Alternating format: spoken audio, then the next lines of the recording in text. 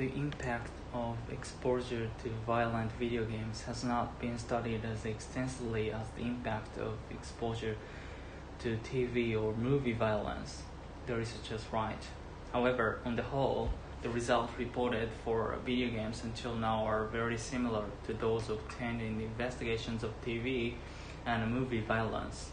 Among the effects of violent game playing are increases in physiological arousal and physically aggressive behavior, such as hitting, kicking, and pulling clothes or hair. Studies also have found a reduction in helpful behavior among youth exposed to violent video games. Males tend to prefer action-oriented video games involving shooting, fighting, sports, action-adventure, fantasy role-playing, and strategy, according to the Michigan State Survey. Females prefer classic board games, trivia quizzes, and puzzles. Electronic game playing gets young people involved with technologies and opens up opportunities in high-paying tech careers, notes communications professor Bradley Greenberg of Michigan State.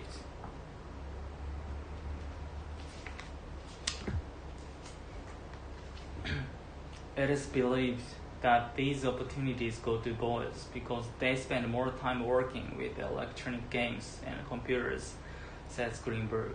If girls become more involved with technology at an early age, it is likely that the interest in technology will continue into the work world.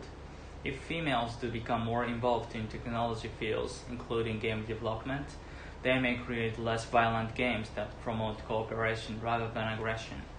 Video games are in 80% of U.S. homes with children. They generated $6 billion in 2000 and $11 billion by 2003. All indications are that the industry will continue to grow at a healthy rate, says Greenberg. The emerging market is for games designed more with girls in mind that engage them for longer periods of time and force them to further investigate the technology behind the games. The next frontier involves transferring video game technology to educational settings and using the younger people's fascination with the games to involve them more with innovative teaching technologies. Until that day comes, however, more awareness is needed of the impact of violent games on young people's behavior, Anderson and his colleagues conclude.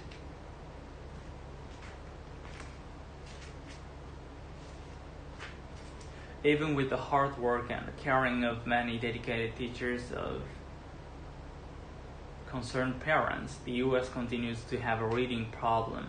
According to the National Center for Educational Information, 38% of fourth grade students cannot read and understand a short paragraph of the type found in a simple children's book. Results from a 1998 study showed that 60% of U.S. teenagers could comprehend specific facts, but fewer than 5% could elaborate on the meanings of the material read. No wonder many parents are discouraged, but they needn't be. By doing simple things like reading to their child, sharing their thinking about what they read, and telling their child stories, they can help develop the foundation needed for children to become good readers and learn that reading is not a chore but a lifetime adventure.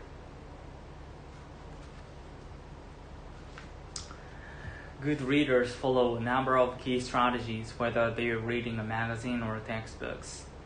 Firstly, they create a wide range of mental and visual images as they read to feel involved as they read. They create a wide range of mental and visual images as they read to feel involved with what they are reading. Then, they use their background and relevant prior knowledge before, during, and after reading to enhance their understanding of what they are reading. They also make and ask questions before, during, and after reading to clarify meaning, make predictions, and focus their attention on what's important. Good readers infer and determine the most important ideas or themes, and distinguish between these and unimportant information. Next, they track their thinking while reading to get the overall meaning. Finally, if they have trouble understanding specific words, phrases, or longer passages, they use a wide range of problem-solving strategies, including skipping ahead, rereading, asking questions, using a dictionary, and reading the passage aloud to fix up their understanding. Reading is fundamental to success in life. It's that simple. Reading opens the door to virtually all other learning. You have to be able to read to learn mathematics, science, history, engineering, mechanics, political science, not to mention to surf the web, or figure out how to operate that new DVD player. Basically, you have to be able to read to succeed.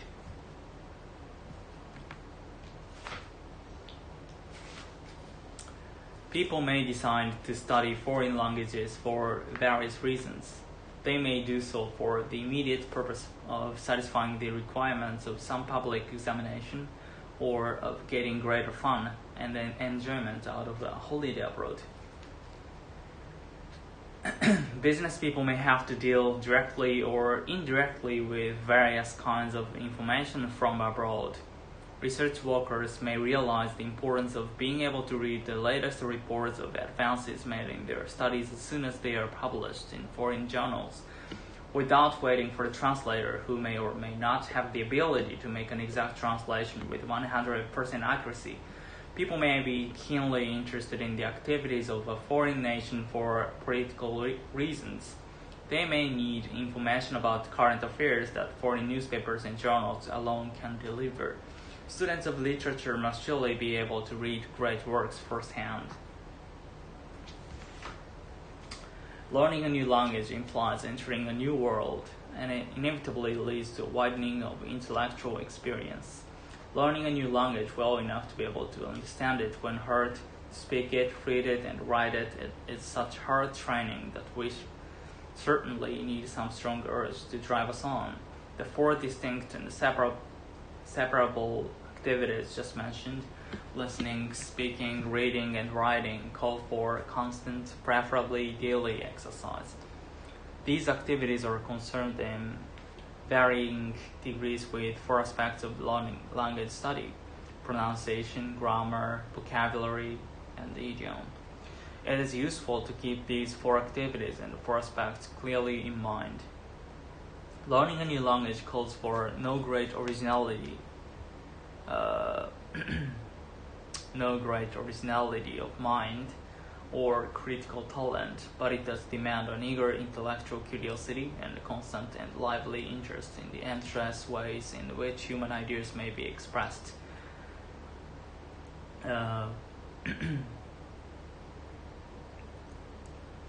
It demands quick observation, first of all, reasonable ability to mimic and imitate, good powers of association and generalization, and a good memory. A modern supermarket is a thing of wonder. Even if it's snowing outside and summer is a distant memory, you can buy strawberries, peaches, or grapes. If you want root vegetables in the middle of a heat wave, you can have them. Expert Americans can have their Oreo cookies, while homesick New Zealanders can console themselves with wine and kiwi fruit within days of being picked off the vines. The fruit is in your trolley, tasting of spring as the leaves are falling outside. It's all great until you start contemplating the vast mileage sitting in your shopping basket. Those kiwi fruits have traveled nearly 20,000 kilometers, or 12,000 miles. They've flown in a plane and traveled by road. By the time they reach the supermarket, they are responsible for 5 times their own weight in greenhouse gases being pumped into the atmosphere. Increasingly, our food is coming from farther and farther away, and we're becoming more and more dependent on the fuel it takes to get them to us.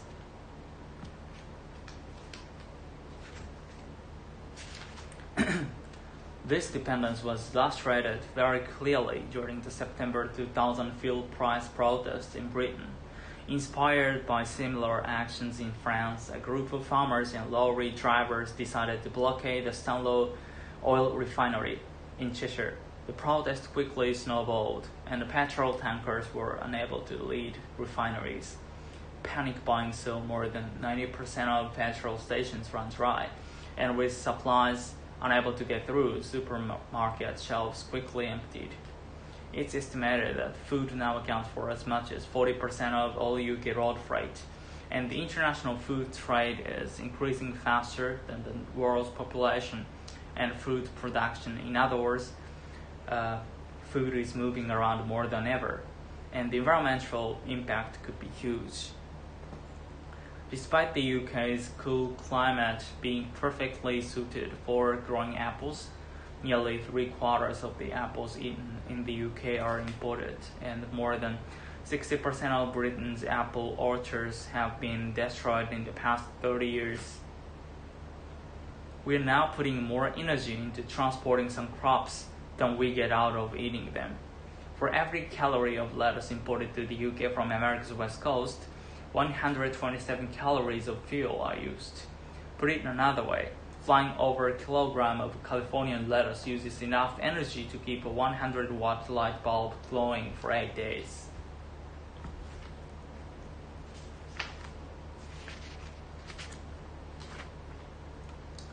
On April 4th, 2003, Glenn Keane, one of Walt Disney's most respected animators, called for a meeting to discuss the war breaking out at the studio.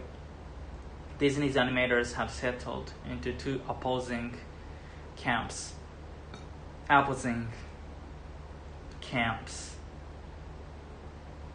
Those who were skilled in computer animation and those who refused to give up their pencils.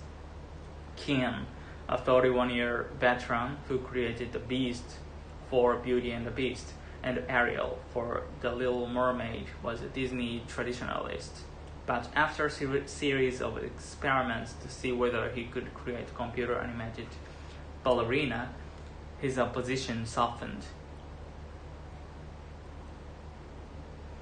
So he invited the 50 animators to discuss the pros and cons of both art forms, calling his seminar The Best of Both Worlds. For an hour, he listed the pluses and minuses of each technique, while the other animators listened quietly. After a few questions, the crowd burst into chatter as animators shouted over one another, some arguing that computers should not replace people, and others expressing fears that they would be forced to draw by hand. In a recent interview, Keane recalled that Kevin Geiger, a computer animation supervisor, then stood up and demanded of him, "If you can do all this cool stuff that you're talking about, that you want to see in animation, but you have to give up the pencil to do it, are you in?" Keane hesitated before answering, "I'm in." 3 weeks later, the company's animators were told that Disney would concentrate on making computer-animated movies, abandoning a 70-year-old hand-drawn tradition in favor of a style popularized by newer and more successful rivals like Pixar Animation Studios and DreamWorks Animation.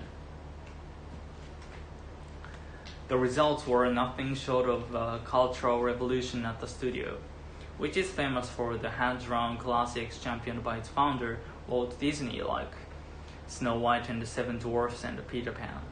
2 years and a half after that decision, Disney released Chicken Little, the first of 4 computer-animated films developed at the newly reorganized studio. The company hoped that this movie, along with others like Meet the Robinsons, American Dog, and Keen's Rapunzel Unbraided world, would return Disney to its past glory. There was a lot more than pride, however, riding on its success.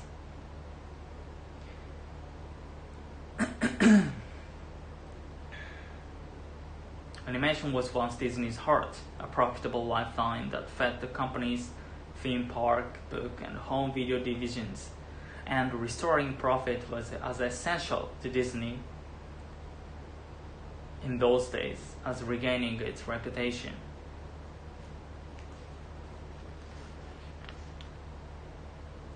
In those days.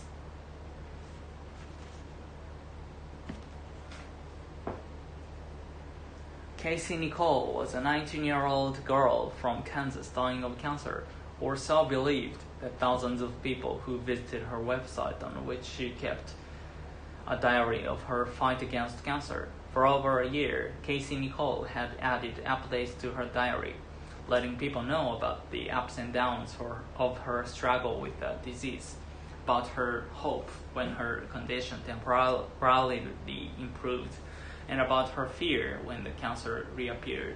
Casey's mother, Debbie, maintained a companion journal in which she discussed what it was like caring for a child with cancer. Many people grew extremely close to Casey.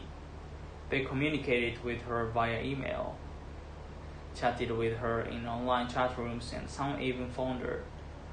Then, on May 15, 2001, Casey Nicole died from bleeding in the brain. Her online friends despaired.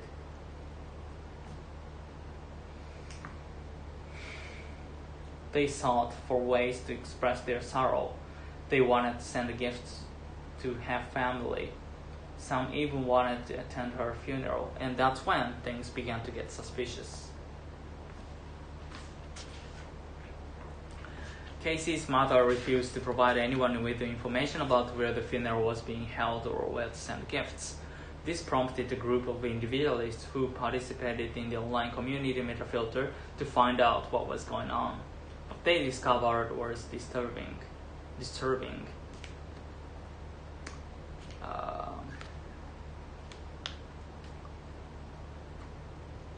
Casey's death had not been recorded by any obituary they could locate, nor could anyone remember ever having met Casey in person. They began to wonder if Casey actually existed. Their fears were proved a few days later when Debbie Swanson, a 40-year-old woman from Kansas, confessed that she had invented Casey and written all the diary entries herself. The photos of Casey that appeared on the site were simply pictures of a neighbor used without the neighbor's knowledge. Whenever anyone had thought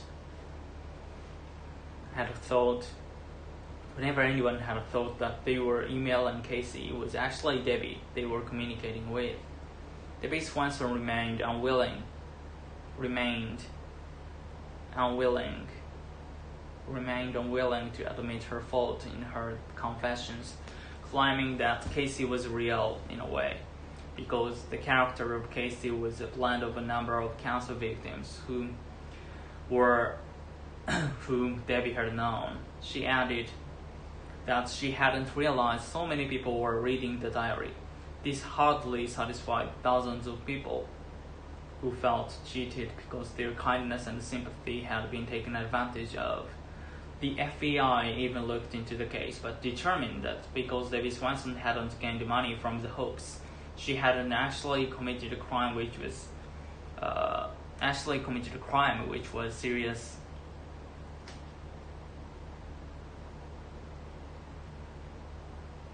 Hadn't actually committed a crime which was serious enough to take her to court.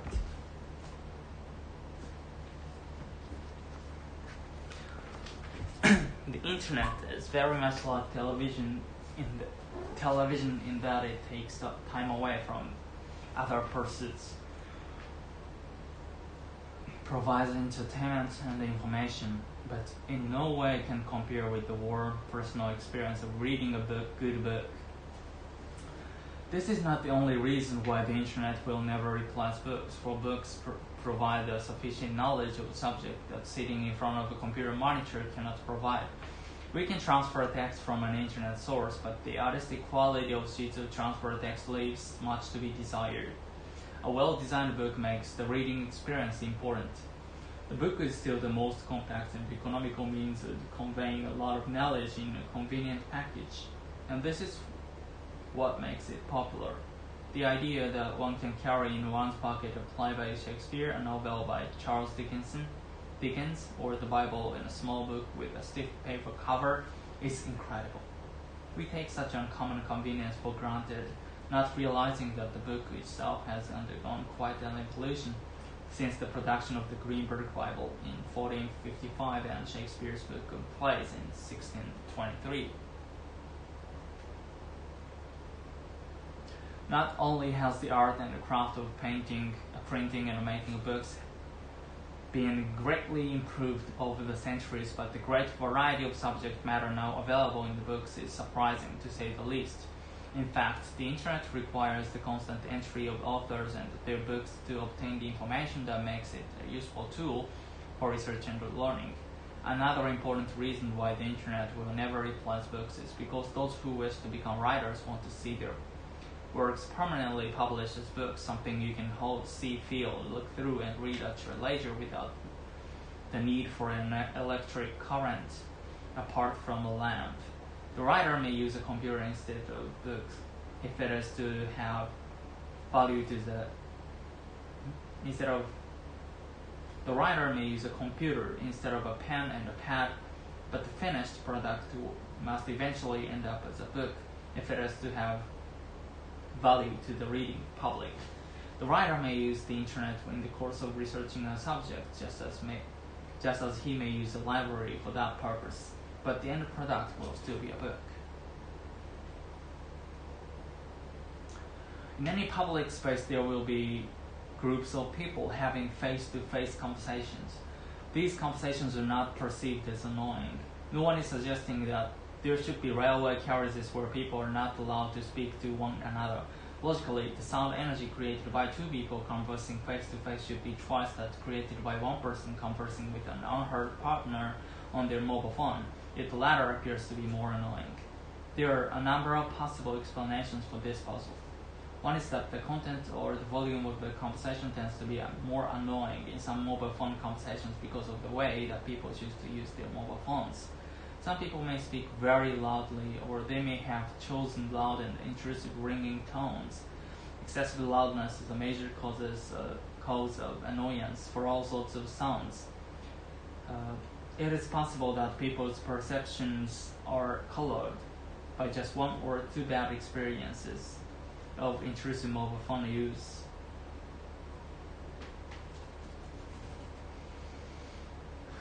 Or reflect media concerns over new technology. Another possible factor is the novelty of the mobile phone technology. People are used to others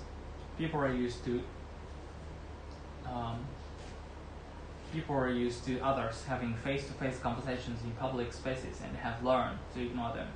The mobile phone is relatively new and hence more noticeable. In the United Kingdom, almost 70% of households now own at least one mobile phone. However, such widespread usage is still relatively new. People today are worried about food safety. As a result, the popularity of organic farming of fruits and vegetables is increasing. But what exactly does organic farming mean? It is probably easier to explain what organic farming is not. Organic farming does not use pesticides or fertilizers.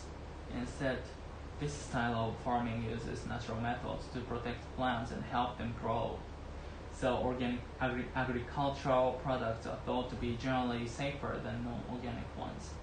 In the United States, about 2% of all food is grown using organic methods.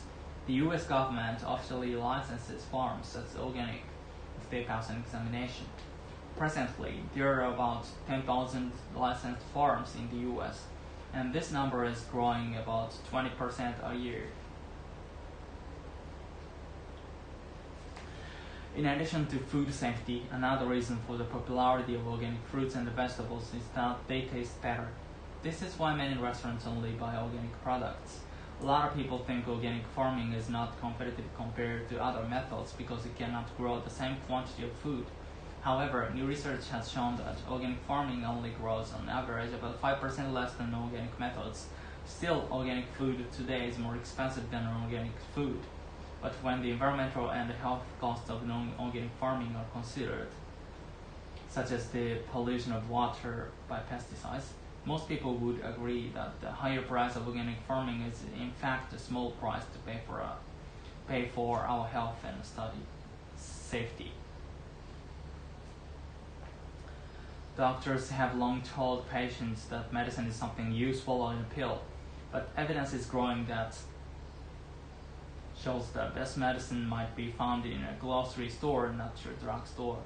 More and more researchers are concluding that the right foods will not only prevent disease, but in some cases actually cure it as well. Most major diseases can be reversed through approaches using good nutrition, said Dr. Joe Furman, a doctor who specializes in nutritional medicine as an alternative to surgery and drugs. Furman is the author of a book about eating for health. Food is more effective than medicine, he stated. All we've got to do is eat right, and disease melts away. Some other doctors find Furman's view on food and disease a bit extreme, but he is not alone in his belief that diet plays an important role in human health. Researchers at the University of Illinois are conducting a major program to identify food components that can fight disease and promote good health. One of the major foods being investigated is the soybean.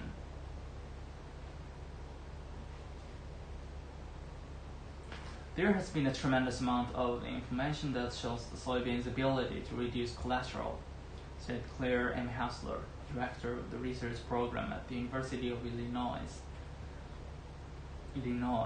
And by lowering your cholesterol, you lower the risks for heart disease. In one of the 3 clinical tests on humans performed at the university, a diet that included 50 grams of soybean extract per day in the form of drinks and baked foods was found to be significant in reducing cholesterol in a 4-week period, according to Hassler. She cautions that people with high cholesterol levels should see a doctor, but said soybean products can safely be introduced into the diet as part of an overall health improvement strategy. According to Dr. Keith's blog, soybean is one of the most powerful medicines and is a great food to prevent disease. It probably has significant treatment benefits for cancer patients. Soybeans contain a compound that naturally stops the supply of nutrients in the blood that cancer needs to grow. At Block's private clinics, he uses what he calls nutritional therapy as one component for treating cancer patients. Ordinary household dogs with only a few weeks of basic puppy training learn to accurately distinguish between breath samples of lung and breast cancer patients and healthy subjects. Our study provides strong evidence that cancers hidden beneath the skin can be detected simply by dogs examining the smell of a person's breath, said Michael McCulloch, who led the research. Early detection of cancers greatly improves a patient's survival chances, and researchers hope that man's best friend, the dog, can become an important tool in finding cancers early. The new study is scheduled to appear in the March issue of the journal Integrative Cancer Therapies. Was conducted by the Pine Street Foundation, a cancer research organization in San Anselmo, California. Dogs can identify chemical traces in the range of parts per trillion. Previous studies have confirmed the ability of trained dogs to detect skin cancer by smelling the skin damage. Also, some researchers hope to prove dogs can detect prostate cancer by smelling patients' urine. Dogs' scent ability to detect the scent of cancer was something that was often discussed for many years, but we felt it was appropriate to design a thorough study that seriously investigated this topic to see if it is really effective, said Nicholas Brofman, executive director of the Pine Street Foundation. Lung and breast cancer patients are known to breathe out patterns of biochemical markers in their breath. Cancer cells Cancer cells produce different metabolic waste products than normal cells.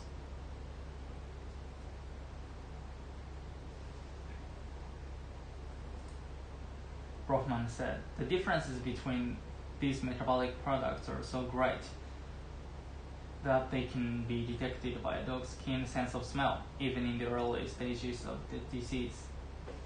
The researchers used a food reward-based method to train 5 ordinary household dogs, encountering breath samples captured in tubes. The dogs gave a positive identification of a cancer patient by sitting in front of the correct sign. By scent alone, the dogs distinguished 55 lung and 31 breast cancer patients from 83 healthy humans. The results of the study showed that the dogs could detect breast cancer and lung cancer between 88 and 97% of the time. A high degree of accuracy persisted whether the patients were smokers or not. Moreover, it did not seem to matter which dog it was or which stage the cancer had reached. If everybody on Earth consumed as much oil as the average American, the world's known reserves would be gone in a decade. Even at current rates of consumption, known reserves would not last through the current century. Experts, however, are not worried. New technologies, they say, will avert the global energy crisis. Already, oil companies have developed cheaper ways to find oil and extract it from the ground, effectively extending the supply into the 22nd century. Still, there is an infinite amount of oil on the planet, and someday it will be gone. Even before that happens, concerns about global warming may compel the world to stop burning so much fossil fuel. The energy industry is preparing for that day by investigating new technologies that will replace fossil fuels. Solar, nuclear, and wind power are all possibilities, but many experts say the most likely candidate is a fuel cell. A fuel cell is essentially a hydrogen-powered battery that produces no pollution. Its only byproduct is water, and since hydrogen is the most abundant element in the universe, supply should not be a problem. This all depends on, however, on the technology being developed. Neglect of the mind-body link by technological medicine is actually a brief aberration when viewed against the whole history of the healing art in traditional tribal medicine and in Western practice from its beginning in the work of Hippocrates. The need to operate through the patient's mind has always been recognized. Until the 19th century, medical writers rarely failed to note the influence of grief, despair, or discouragement on the onset and outcome of illness, nor did they ignore the healing effects of faith, confidence, and peace of mind. Contentment used to be considered prerequisite for health. The modern medicine man has gained so much power over certain diseases through drugs, however, that he has forgotten about the potential strength within the patient. One elderly physician friend recently told me of reading the diary of his uncle, also a doctor. In the early years, the diarist always recorded what happened to the individual or the community prior to illness or epidemic. But as medicine became more technological, this part of the history grew less and less important to him, and finally was omitted altogether. Awareness of the mind's powers was lost. As medicine cast out all soft data.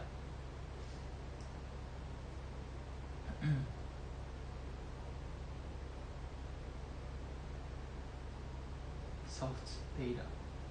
The information that's not easily quantified or scientific.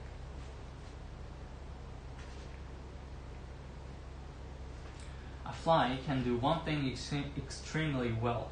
Fly. Recently, a team of British scientists declared that the common housefly is the most talented aerodynamicist on the planet, superior to any bird, bat, or bee, A housefly can make 6 turns a second, hover, fly straight up, down, or backward, land on the ceiling, and perform various other show-off maneuvers, and it has a brain smaller than a sesame seed. Michael Dickinson, who studies flight in his lab at the California Institute of Technology, said the housefly isn't actually the best flyer. Hoverflies are the be-all and end-all, he says. They can hover in one spot dash to another location, and then race back to the original hovering point precisely. Scientists, engineers, and military researchers want to know how creatures with such small brains can do that. Maybe they could reverse engineer a fly to make a robotic device that could reconnoiter dangerous places such as earthquake zones or collapsed mines. Dickinson's laboratory works with fruit flies. Researchers put them in chambers and manipulate the visual field, filming the flies in super slow motion, 6,000 frames a second. Dickinson is interested in knowing how flies avoid collision. He has found that certain patterns such as 90-degree turns are triggered by visual cues and two equilibrium organs on their backs and that function like a gyroscope. Flies have only a dozen muscles for maneuvering, but they are loaded with sensors, in addition to their compound eyes, which permit panoramic imagery and are excellent at detecting motion. They have wind-sensitive hairs and antennae.